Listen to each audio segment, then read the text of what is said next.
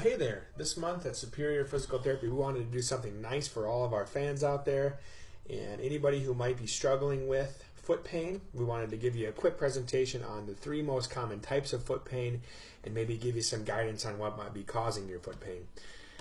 So the first topic, or the number 1 most common reason someone has foot pain, is called plantar fasciitis.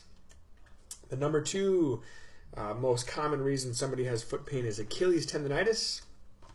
And number 3 are bunions. So let's talk about plantar fasciitis real quick. Here's a nice image showing the plantar fascia anatomically, where it attaches and where it is on the bottom of the foot. Plantar fasciitis basically is inflammation of the connective tissue at the bottom of the foot. So this connective tissue right here that connects these bones gets inflamed. But recognize that inflammation is a stress response. So what that really is saying is that the body, that tissue, is getting too much stress. It can't handle the stress that's happening to it. Most commonly, the symptoms are pain with standing, walking, and running, and it's usually worse in the morning. So what causes plantar fasciitis? Well, again, inflammation is a stress response. It is the first phase of healing. So whatever is happening to that tissue is causing the tissue to break down, and the body feels a need to heal that tissue. So the physical stresses are too high. This is usually caused by either improper ankle motion, hip motion, or upper spine motion. Basically, when the foot flattens out or pronates, that causes stress on the plantar fascia. It's important to recognize that when our foot hits the ground when we're walking, it's normal to flatten out. But then the foot goes through a lifting phase where the arch lifts up and it becomes rigid.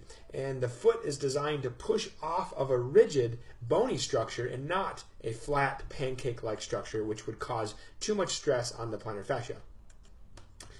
The second most common cause is Achilles tendonitis. Here's a nice image of the Achilles tendon attaching to the calcaneus, or the heel bone. What is it? Well, again, it's inflammation of the Achilles tendon. The Achilles tendon is having too much stress and it's breaking down the tissue. And most commonly, we have pain in the back of the heel with walking, standing, or running, and it usually is worse after sitting for long periods or in the morning. So again, what causes it? Sorry about that. Again, it's inflammation, so that means that whatever's happening is there's too much stress on the Achilles. The whole body works together. All the units of the body work together to decelerate the stress or the forces that are happening to us. That means the Achilles tendon is doing too much and other parts of the body are not doing enough. The most common causes for Achilles tendonitis are actually found in the ankle, the hips, and again the upper spine.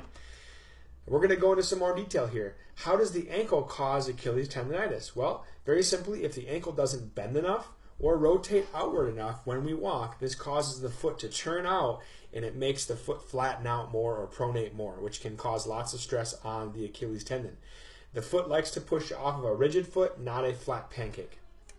So how does the hip cause Achilles tendonitis? Well, if the hip is not strong enough to decelerate the forces that are happening when we're walking and running, the Achilles tendon and the muscles that attach to it are going to have to do too much deceleration of forces. The forces can be upwards of 2 to 3 times your body weight, so we're talking very high force. If the hip is not mobile enough, it can also cause the foot to be, again, like a pancake structure. When we take our step forward, as we extend our hip, if the front of our hip is very tight, it can cause our whole leg to turn out. That's called the medial heel whip, which can cause the foot to flatten out like a pancake and cause lots of stress on that Achilles tendon. And finally, our last topic are dreaded bunions. Here's a great picture of a bunion. You can see how the bone is actually turned to the side and you have a little nodule right here. So what is it? It's a bony deformity of the great toe. Again, bones grow thicker when they have stress. So the stress, the overstress to the inside of that big toe causes that big toe to get pushed to the side, and it creates this big nodule. Usually we have pain with walking or moving the big toe. So what causes it?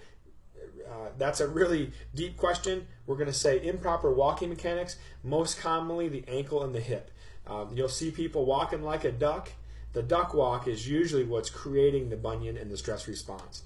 I just wanted to throw this out there for you guys. Thank you for spending time watching this. I hope you're doing well. It's been a while since we've seen you, which is great. I wanted to offer you this month, the month of April, we're going to be doing 10 free assessments on anybody that has foot or ankle pain. So if you or anybody you know has foot or ankle pain, feel free to contact us, 231-944-6541. And thank you so much for listening to my presentation.